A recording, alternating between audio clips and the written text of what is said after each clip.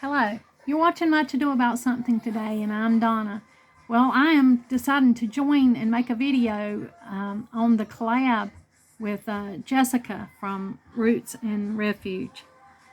I've been watching her for a few weeks now, and I am really loving the information that she's sharing, the concerns that she has, some of the concerns that she has, and a lot of just kindred spirit nature there I find in her videos.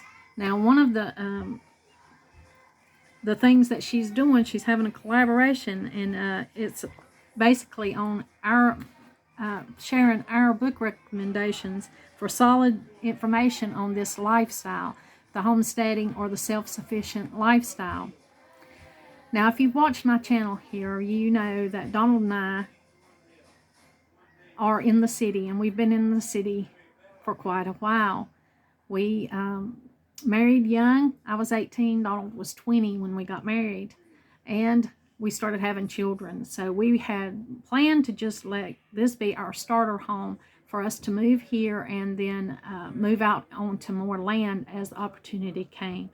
Well, there's different things that happened in our life that didn't happen. We ended up being here almost 39 years. It was 39 years this July. So we've been in this development house here on this little city lot. It's more than a quarter and less than a third of an acre here. I lovingly call it our micro farm because it's very small. Now, Donald, he came from a family of farmers. He sure did. They farmed for a living, and they farmed all the way up until his grandma was not able to do it anymore. He started early. He was in that group that missed school so that he could farm. So he got a different kind of education. He did graduate from high school, but he spent many summers and missed a lot of school to be able to farm because that was his family's way of life. And my circumstances are a little different. I'm from South Central Appalachia. That's where my mama's family's from and all of my relatives. And so we grew up. My dad was also from the Appalachians, just a little further down the mountain. So we have Appalachian background. And so we grew up and knowing people that grew up in a very self-sufficient homesteading before that was a trend or a title. It was just a way of life for the people that we grew up with, for our relatives and for our family. It was a way of life. It wasn't anything pegged special about that. It was just called living, making a life, a self-sufficient life. It was expected in that time. For example, I grew up in a town that, in a 200-year-old farmhouse. It was 200 years old when we rented it. There's no telling how old it was when they tore it down. But about 250-year-old farmhouse we grew up in. It started out as a log cabin, very cold. They turned it into kind of a type of old home. I'll show you a picture of that. I've probably shared it before. I don't know if you can see it good. It's back there behind that light. But it's an old house with a tin roof. They built that old house around a log cabin. We grew up using a wood stove. There was no hot water. There was no air conditioning. And we didn't get a telephone until I was about 15 years old. And so, yeah, it was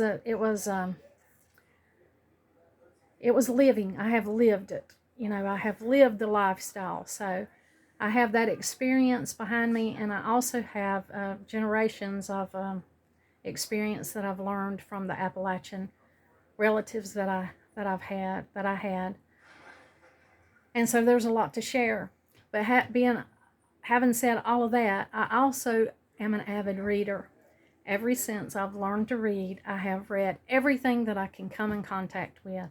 If I'm in the bathroom and there's the toilet paper roll or a cleaner, when I was learning to read, I read the back of the cleaners. I read anything that was readable. When I had access to it, I would read whatever I could get my hands on. And I did that I've been like that ever since I was able to read. Now, there's time constraints. I'm bound by time. I have many other responsibilities. I have 6 grandchildren that Donald and I are actively grandparenting. We keep those children 6 days a week, 5 to 6 days a week sometimes, and we spend a lot of time with our grandchildren. We're active grandparents. I was a stay-at-home mom for most of my children's childhood. I did step out and have several careers in management off and on as needed throughout our raising our children. So we have 3 grown children that are married with children of their own, and we are delighted with that, with those choices that we've made in raising those 3 children. Now, I decided to join the collab, my book recommendations for solid information that Jessica has opened up from Roots and Refuge for us to share the books that we have actually read and used the information out of those books. And I had so many that I could not even begin to share them.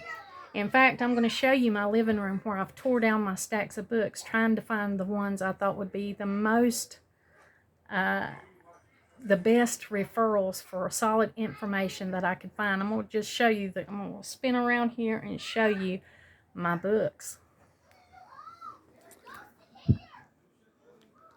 Now, I will read a cookbook just like it's a regular book. And here are the books that I've sorted through to try to find the best books to share with you. I'm in here, my grandchildren and my husband are in the playroom and they're watching a movie so that I can make this video. I have real life going on.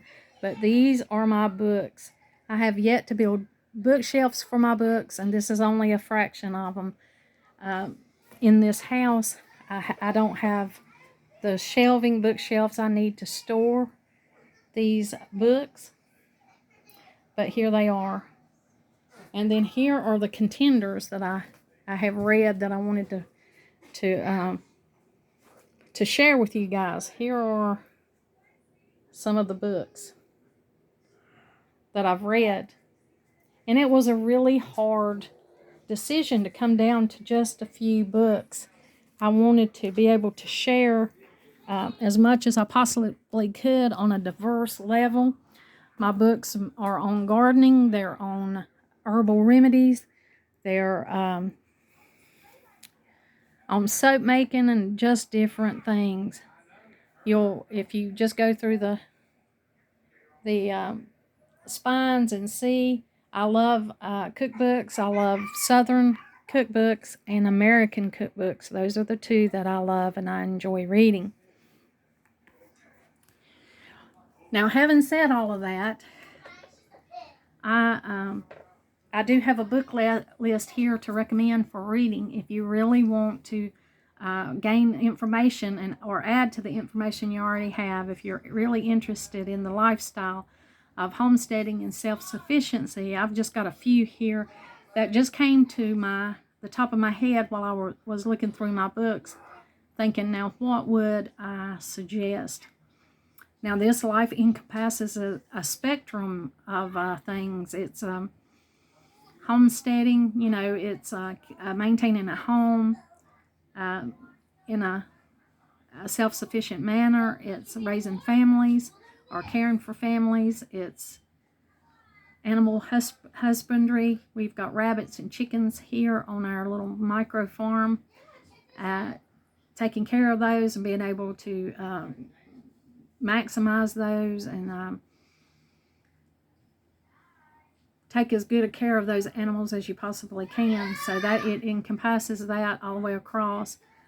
Now, I've got a little different avenue in that I'm on this city lot, and so my homesteading looks a little bit different from somebody that has many acres of land. Even though we grew up in family that had many acres of land, we ourselves do not have that. There are things that's happened in our life and we have not been able to obtain that, and now we're later in our years, so I don't know that we'll ever reach out to expand our acreage. But what we are going to do is make the most, absolutely most, and the best out of what we have. Have I lived without electricity? You better believe it. Could I live again without electricity? I think so. It would be hard, especially since, I want to make videos and things like that, so I'm not looking to live off the grid anytime soon. But I'm just saying I do have experience in that. I do have experience in foraging and making meals from foraged food. We sure do. And hunting was a way of life, providing food for our families. I grew up with that. That's a generational thing for us. So there are just many, many things that encompass a self-sufficient lifestyle.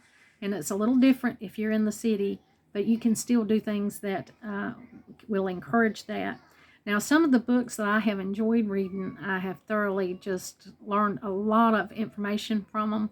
I'm going to share those with you. There are reference books that I love, and I may share one of those with you, and just let you know why I would choose these to share for you. Now, one of the things you can do to get away from the incomplete information that may be coming from the new technology and people creating books, but they have no experience and no knowledge of what they're creating books about. They just think that, hey, these are top sellers. People are interested in this. Let me just throw together this book. And Jessica touched on that, on things that were not real information. I think in one of her videos she shared with us that she made a recipe, and the recipe was bogus. She had a bunch of ingredients there that would have been costly if we had just been wanting to make that recipe, and if we had ran out to the grocery store and bought those eggs, milk, and all that stuff that was required in that recipe, and then when she got it all put together, it was a bogus recipe. It was not a genuine recipe that was useful, that you could actually make the recipe that she was trying to make. You couldn't use it. She salvaged it, and she was saying what a waste that would have been for a family or a person that was on a tight budget. And none of us have food or money to waste like that, nor if we had it would we want to do that, waste our time and energy and resources for something that would not even be productive.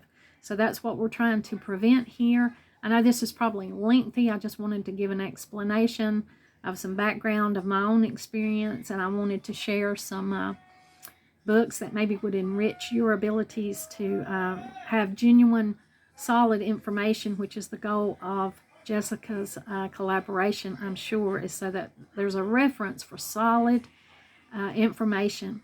Now, one of the things that I can surely suggest is to read older books. Now, I've read a lot of older books. I've got a lot of older books, and there are places you can pick them up now for just a song. You can go to thrift stores, to different places that sell used books, and scope out those used older books, and there are genuine information in there. There are people that wrote these books with skills and that value. They have value in their books, valuable information that was gleaned the hard way. That'll begin my list of the 2 top books I have on the list. And one of my top books is The Joy of Gardening by Dick Raymond. Now I gained a lot of gardening information from this book. Now this book was published in 1982, the year that Donald and I got married, and this is a wonderful book with really awesome, solid information in it, and that's called The Joy of Gardening, Gardening Ways, Joy of Gardening by Dick Raymond. Excellent book, and it's tried and true, and he's got illustrations in here, and he's got a different sort of style, a different sort of thinking. It was new in the day when he introduced it, and it's got some things on here that will be beneficial no matter what size land that you have to garden on. And the backup to this, it was published in 1984, is the Joy of Gardening Cookbook and the recipes.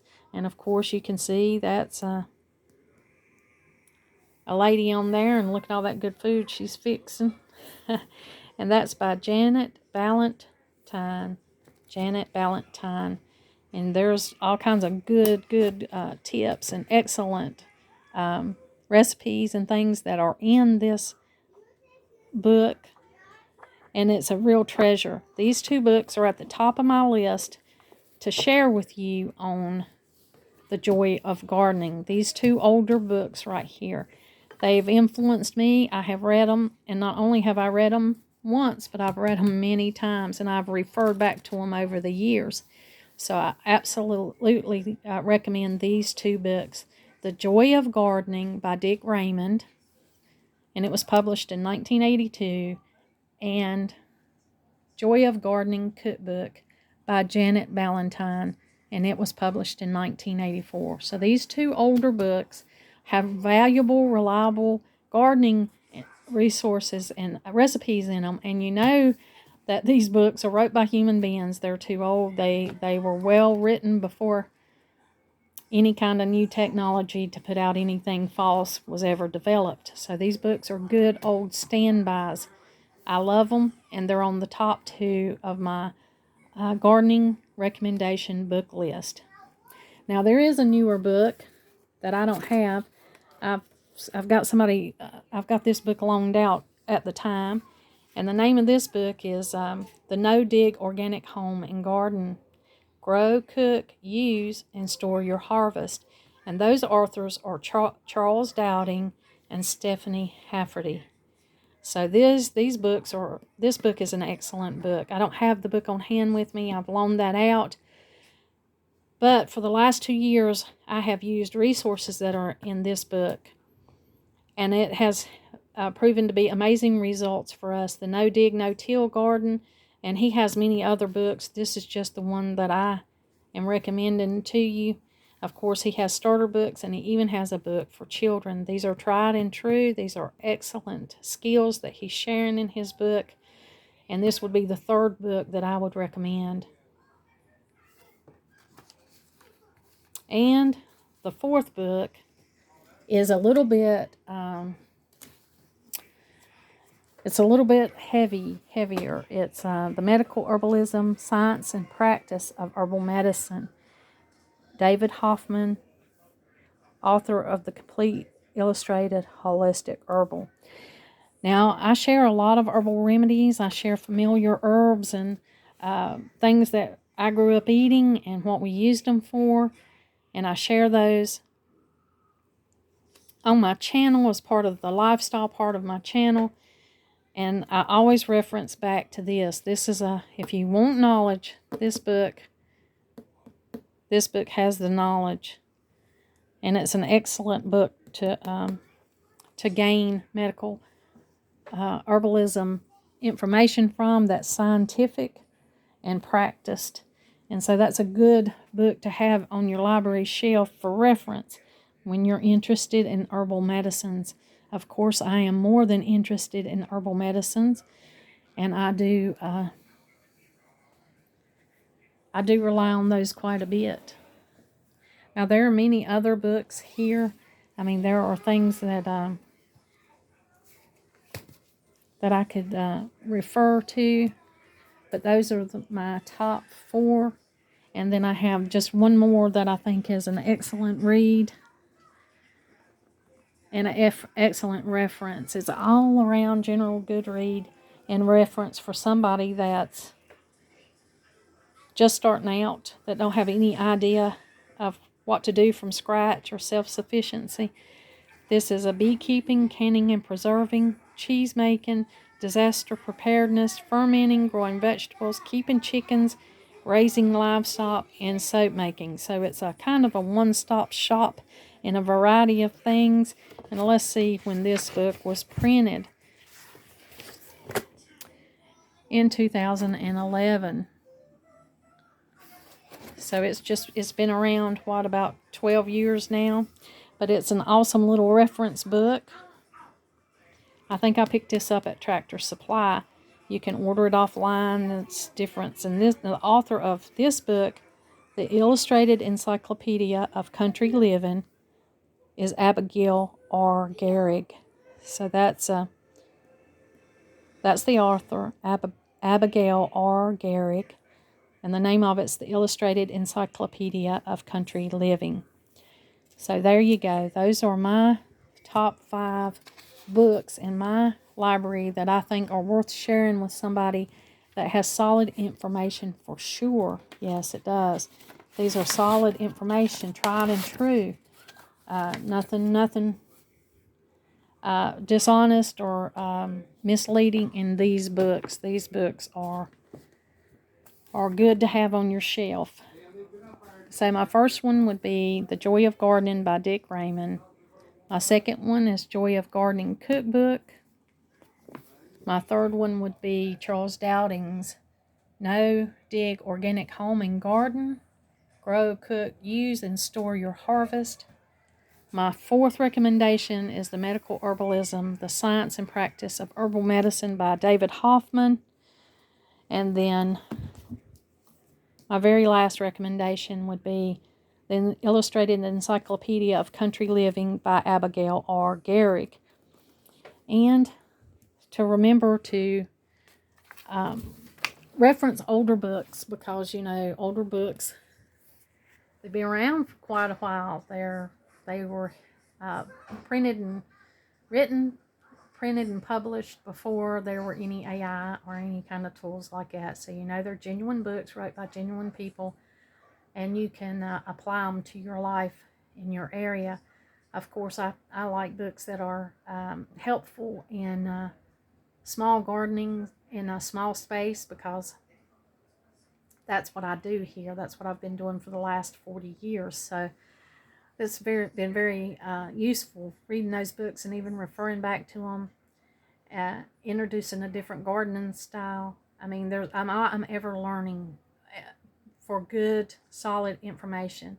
If it's something that's tried and true and really works, then I'm all for sharing that, whether I figure that out on my own or whether I read that through a book. That's the whole goal, is to share solid and good information, to be helpful.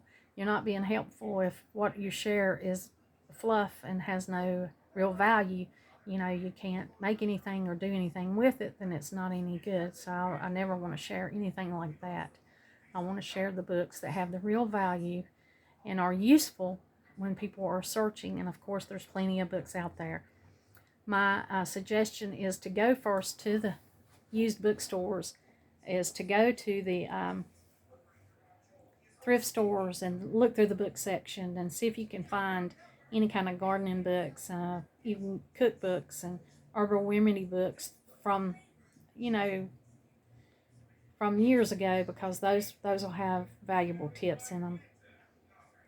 I have appreciated the opportunity to share this book list with you, my 5 top books that I would recommend. I really have enjoyed doing that. I'd love to tear through my books and pull out the things I think that I'll need, and so this gave me an opportunity to go through my book stack, since I don't have shelving for these books yet. I have enjoyed going through the book stacks and sharing with you what I can. And on my channel, I try to share solid, good information, tried and true, passed down and used myself. It's important to me that those things are authentic, that they're genuine. I don't know that I always come across as good as I would like to share them with you, but I do my best to do that, to share old knowledge and useful knowledge that can still be used today. Now, there's an old story about where a family, a mother taught her children, and then they taught the grandchildren how to make a ham for Christmas. And so they would take the ham and cut off both ends, put it into their pan, and follow with the recipe. Well, it went through about 3 generations before one of the great-granddaughters says, "Why did we cut the ends off of the ham?" And the mother said, "Well, my mother just always did that." So they went and asked the great-grandmother, they asked her, "Why did you cut the ends off of the ham?" And she said, "Because it wouldn't fit in her pan." And the moral to that story is, all these years they've been cutting the ends off thinking there was a reason to it, and they could have fit their roast in their pan, but they were doing that because they saw it from the generations past. I think there's plenty of good, solid information to learn from generations, and I think things change in some areas. New, modern, different technologies come along, and we can consider those. But I think you always need to think about, why am I doing what I'm doing? Why am I doing this? You know, to weigh out and use critical thinking skills to learn why you do anything that you do. That's all the way across the board in anything we do in life. It's gardening, herbalism, um, anything in self-sufficiency, storing foods, preparing foods for long-term storage like canning. Always know why you're doing what you're doing. Don't just follow somebody else blindly and dumbly without an explanation, without a good reasoning and a understanding of why you're doing what you're doing. That's very important to me. That's something that I need to know. Why am I doing this? You know, what's the point in this? And then there's rigidity. You know, you can be rigid in identifying plants. You have to be, because that could be a life-threatening situation, is to misidentify a plant or anything. You don't want to ingest or eat anything that you don't know what it is. So you want to be careful, and you know, everything that you're learning, that you've got a true and accurate information that you can apply, and that you have an understanding of what you're doing before you get out there and just start doing things. You want to know that you've got good research and good background. I enjoyed this collaboration because I love being able to share information, and also I'll look forward to looking into other people's suggestions for books, because I'm always open to new and great book suggestions. I love to read. My life is full. It's part of my life is reading. It's one of the great joys I have. And I love to share and gain information. So I'll look forward to seeing other people's list on their books of solid information. I hope this was of some help. I hope I stuck to the point. I have a way of just wanting to get off on a rabbit hole, go for a rabbit hole sometimes, but genuinely, I do agree with this. I think it's very important that we do have solid information, that we're sharing that with others, and that we're sharing it with our generations to come. You want to be sharing accurate information, and this was a great opportunity to do that. I thank you, Jessica, for your challenge, your open collaboration on let's get together and share some solid information and have a resource we can go to for that. I think that was an excellent idea, and I'm glad to be a part of it and submit this video. Thank you for joining me today, and like always, until next time.